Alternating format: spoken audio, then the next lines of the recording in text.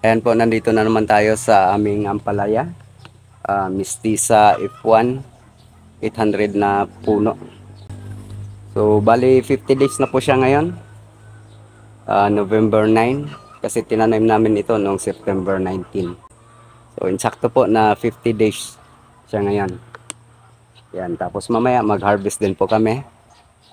So, bawat harvest po dito ay nilista po namin para malaman po natin kung ilang kilo ang pwede nating ma-harvest dito sa 800 na puno at kung magkano po yung benta.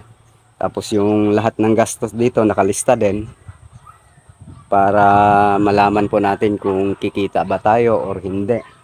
Yung style namin sa pag-harvest dito ay pakunti-kunti. Kasi marami kaming buyer pero pakunti-kunti lang din yung kuha sa amin. Mayroong 10 kilo, mayroong 20 kilo, mayroong 15 kilo. Tapos kasama yung upo. Kaya nilista na lang namin kung ilang kilo bawat bili ng buyer. So hindi na namin binilang kung pang ilang harvest po kami kasi yun nga mayroong umu-order na maramihan, mayroon ding umu-order na pakunti-kunti. So bali ang gagawin po namin ay total na lang namin lahat kung ilang kilo yung makuha namin kapag natapos na po kami dito sa ampalaya na ito. Yan, so tingnan natin yung nasa ibabaw. Tutungtong tayo dito para makita niya. Yan. So doon.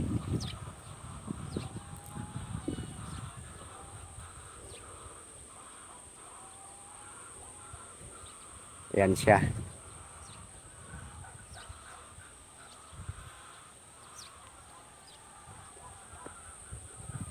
Ganun siya kalawak. Sigati kasi itong palayan. So ginawa naming garden. Kasi mahirap ang tubig dito sa amin kapag ginawang palayan kasi umaasa lang kami sa ulan.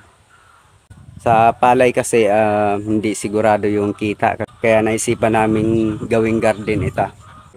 Malinis na po yung sa baba.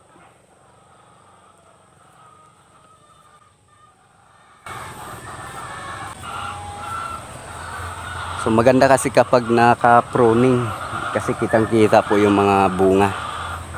Balang araw kapag natapos tayo dito, ipakita ko po sa inyo yung listahan kung magkano po yung nagastos namin at kung magkano po yung benta namin at kung ilang kilo po lahat ang na-harvest namin. Para malaman nyo rin kung maganda ba talaga ang pagtatanim ng ampalaya. Kasi first time ko pong magtanim, kasama po ang aking bayaw. Hindi ko pa alam kung kikita ba tayo or hindi, no? So ayun, hanggang dito na lang po ang ating video. Maraming salamat po.